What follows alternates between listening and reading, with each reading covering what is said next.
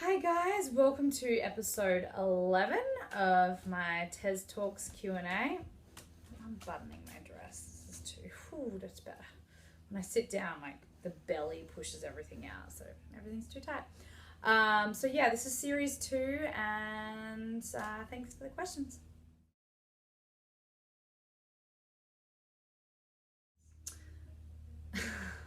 I don't even recognize myself in terms of my eating patterns.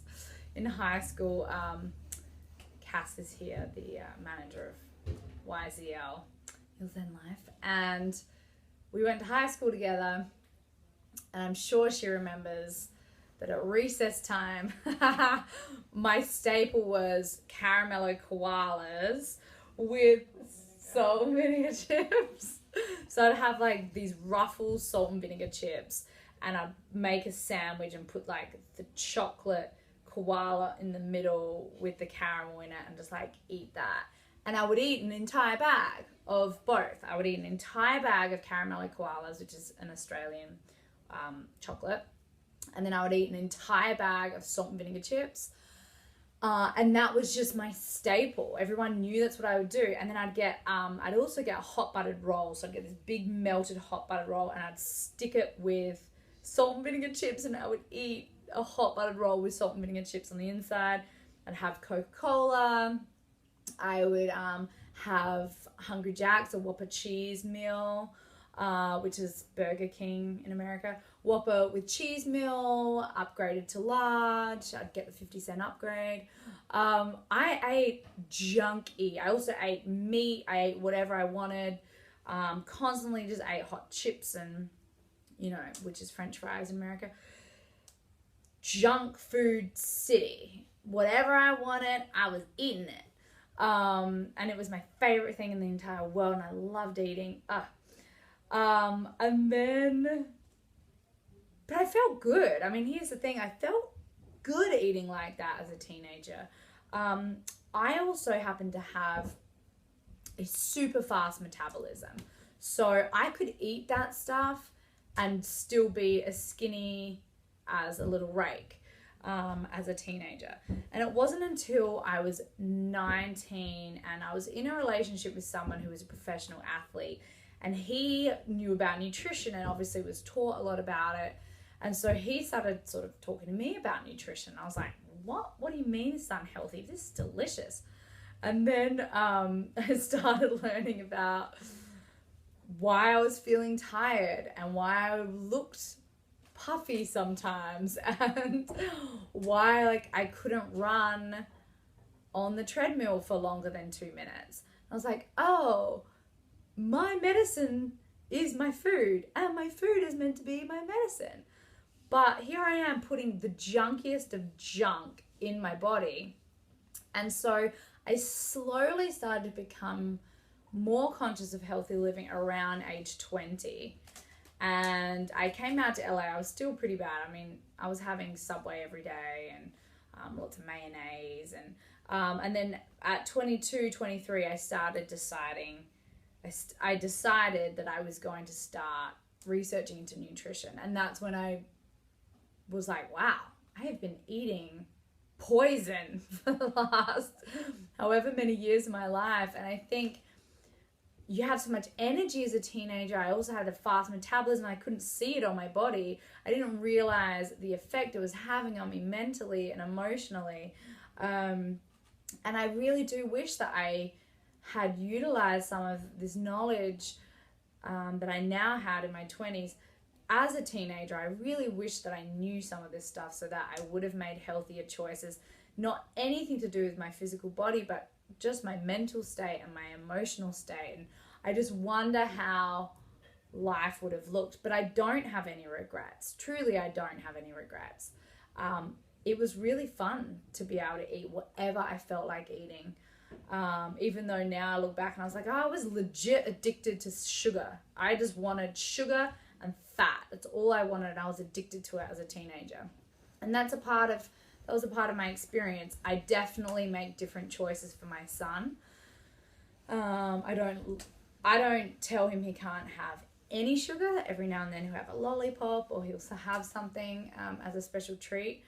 But now that I am equipped with the knowledge, I could never allow him to have that kind of experience where it was just a free-for-all junk food city. Yeah, but I'm really happy because now I will still have some junk food every now. We have salt and vinegar chips in the cupboard, and I'll have like a little handful of them every now and then, and it's great. So I have a healthy relationship with it now. I went through a period where I was way too strict with my food choices, way too strict. And then now I've come to this healthy place where I enjoy eating healthy foods, but I also really enjoy indulging in a treat too.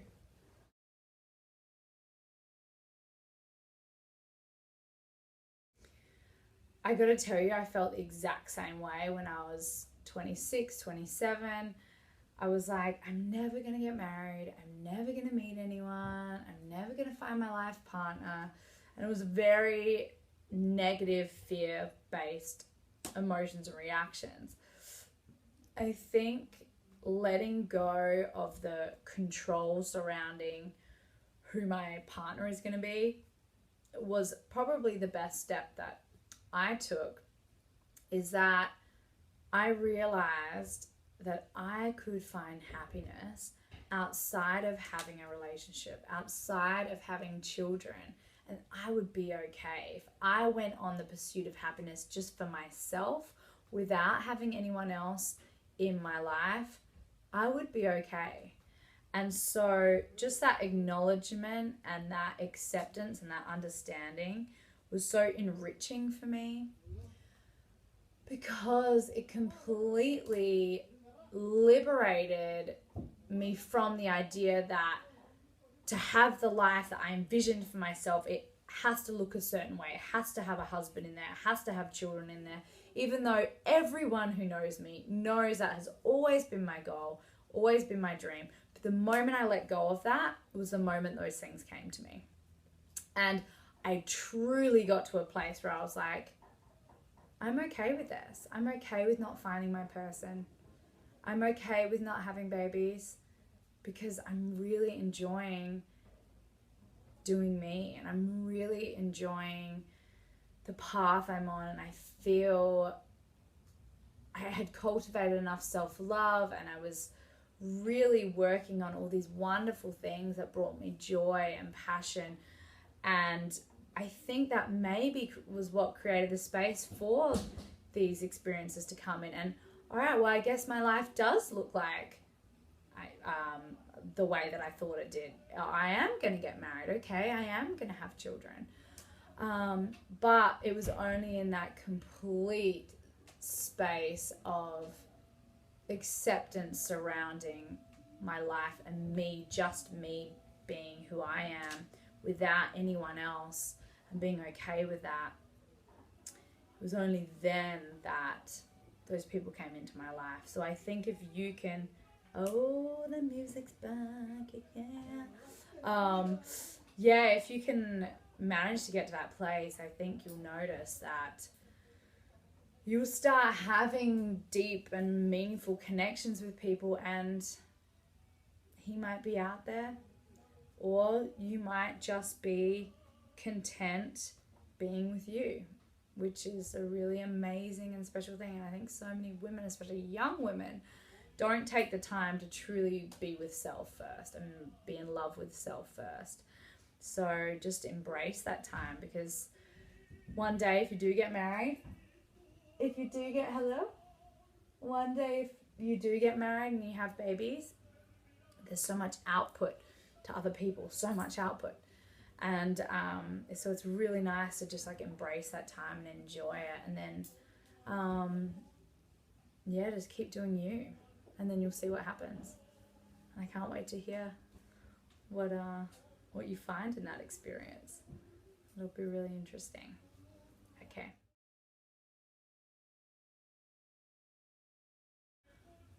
I don't really have any experience with having a third child, obviously. I shouldn't say I don't really have any. I have zero experience with having a child 10 years after the first.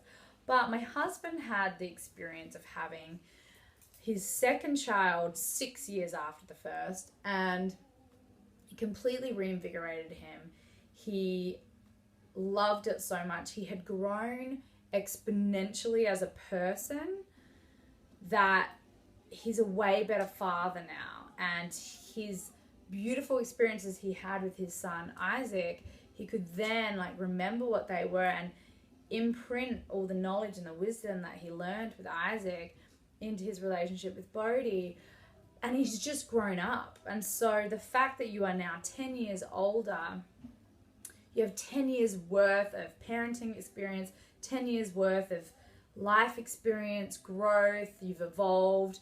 I think it would be such a beautiful experience for you, and for your older children too, to experience what it's like to have this new little soul in your life, and what that means to care for a newborn baby, and what that means to embrace and love a new little being in your life. And I think it really opened Isaac's life up in many, many ways. And everyone who knows him and loves Isaac said that Bodhi is one of the best things that ever happened to him.